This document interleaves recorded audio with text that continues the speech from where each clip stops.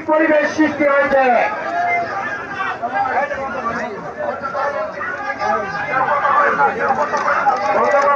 সাথী বন্ধুরা, আপনারা ধৈর্য ধারণ করেন।